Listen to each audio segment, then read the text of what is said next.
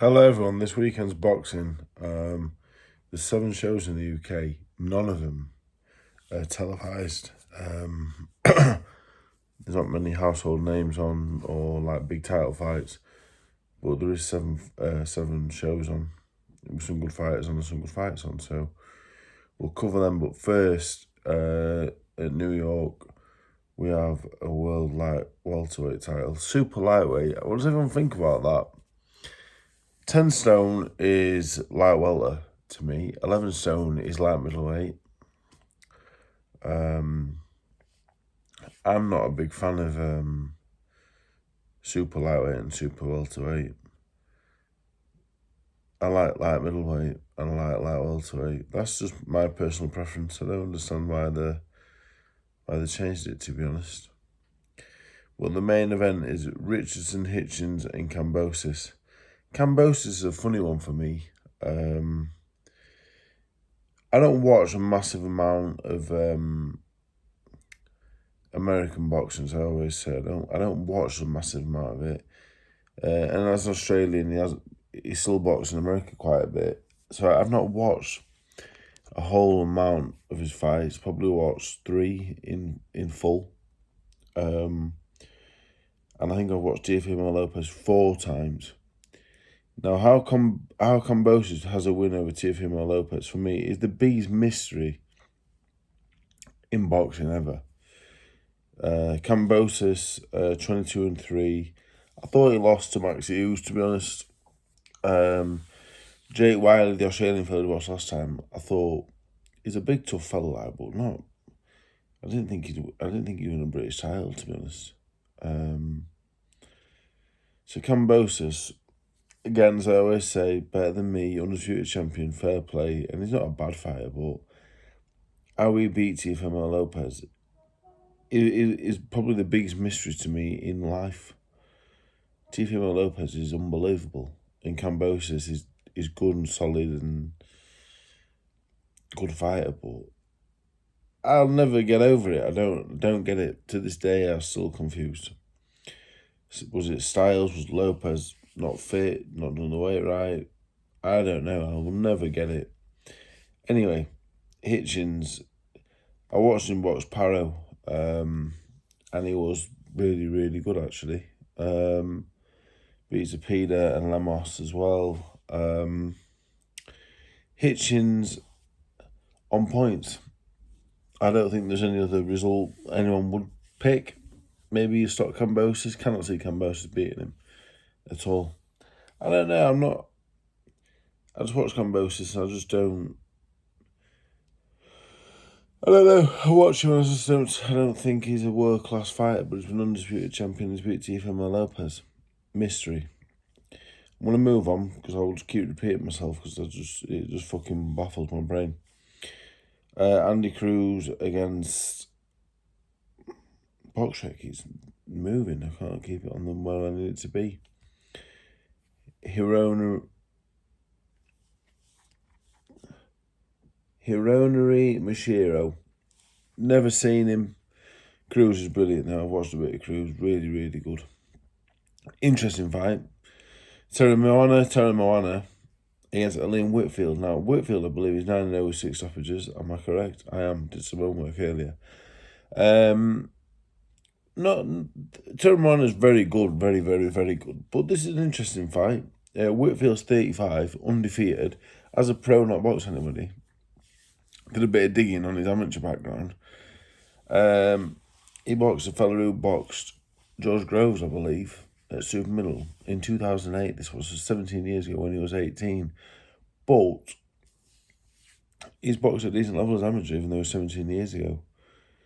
Don't know where he's been where he went missing for a while. But I think Whitfield will be able to fight a bit. I'm not saying Ceremony won't stop him in the first round. He probably will. He's very good. But Whitfield's not bad. I've got a feeling Whitfield will look after himself. I think he'll be decent. I think Terry Moana will win, but I think that's an interesting little match there. Whitfield will be decent and he'll beat some good fighters, but Terry Moana, pretty good. Pablo Valas, Cesar Diaz, you know as much as me. Nishan Dev. I watched the debut of Nishan Dev. I don't know why. I was up in the air now as I watched that. And he was good. He was good, yeah. Who he's boxing, I do not know. Zach and Moses against Carl Rogers. That Moses, like, he's raved about Shakur Stevenson's cousin, maybe, I think. 20 years of age, and like obviously top amateur and all the rest of it. I've watched him, and he looks good, but I don't see nailed on world champion. He doesn't punch at all.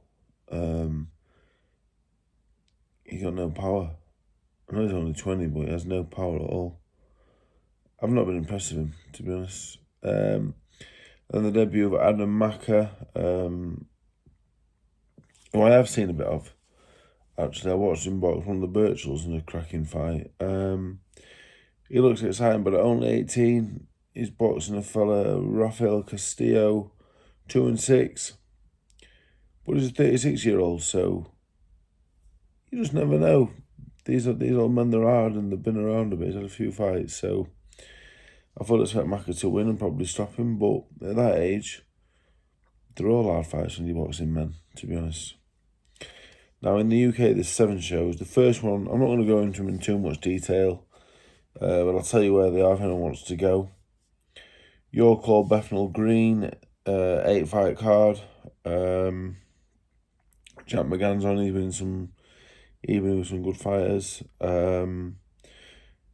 That is tomorrow night. I'm going to save the Magna show because I've got a kid that I train and manage on. Then there's one at the Galleries in Bristol. A kid that I actually was talking about a few months ago, Logan Dorrington's fights. Logan Dorrington is good. You know what it is? It's exciting. Like, he punches much harder than the average. You know, he looks like he is pretty fucking hard. And he looks pretty good as well. He fights Nathan Darby, who's local to me. Nathan Darby, 2-22-2. Nathan Darby's clever as fuck. Really clever fighter. He's good, Nathan Darby. Really, really clever. He used to spar Joe a little bit. He's clever. Been stopped once in 26 fights as well, I believe. And he picked a win up last time and had a few draws and won a few rounds. But this is a big ask, I think, for Nathan. He's a good fighter as well, Nathan. Really good. He's clever as fuck. But Dorrington, I think, you know, the kid that I've got fighting tomorrow, a lot of kids on a small, they're good, they're decent, but every now and again you see one, you think, fucking hell, he's good, he can win the British title and maybe beyond, and I think Dorrington's one of them. So on that card, one of the Croft brothers was a good amateur. The main event's a good one, actually, as well. Joshua John Logan Richardson, that's a good fight. Richardson's strong, good. Anton Haskins fighting Rashid Omar, that's a good fight as well, actually.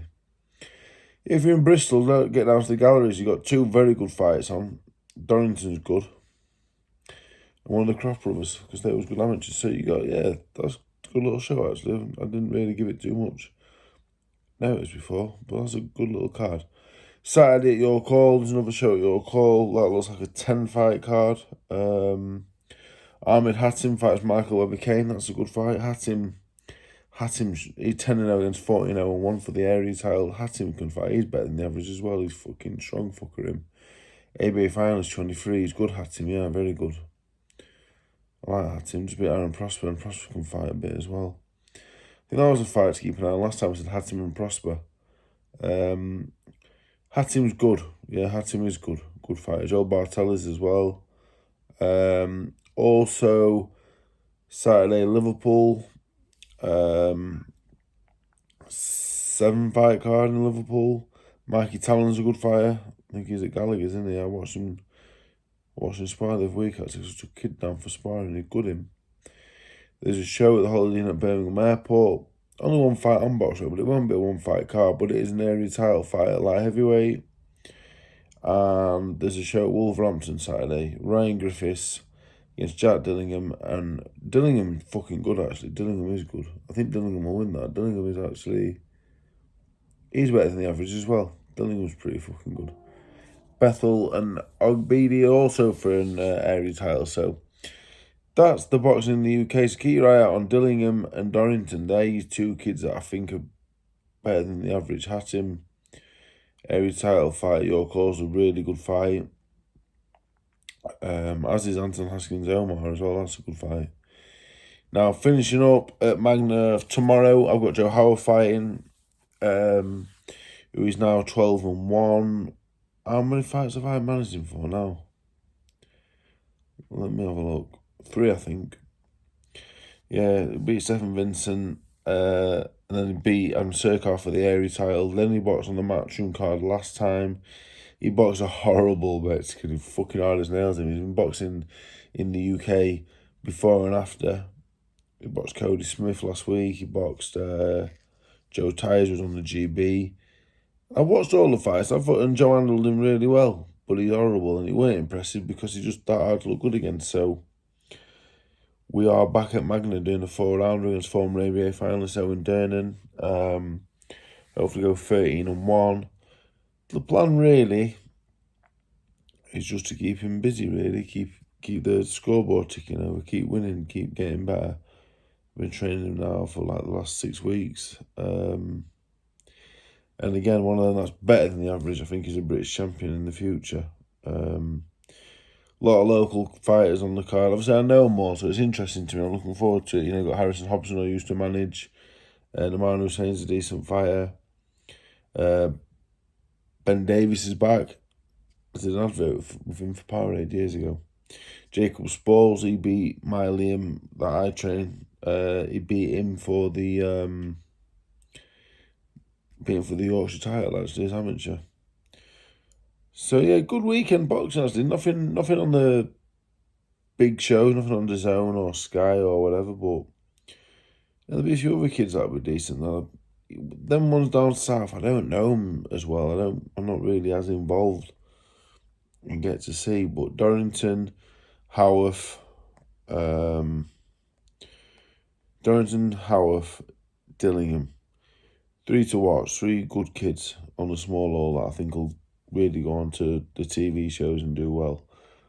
And there's some good little title fights thereabouts. And in America, really got some world-class prospects on show, as well as a world title fight, which I think Hitchens will win on points.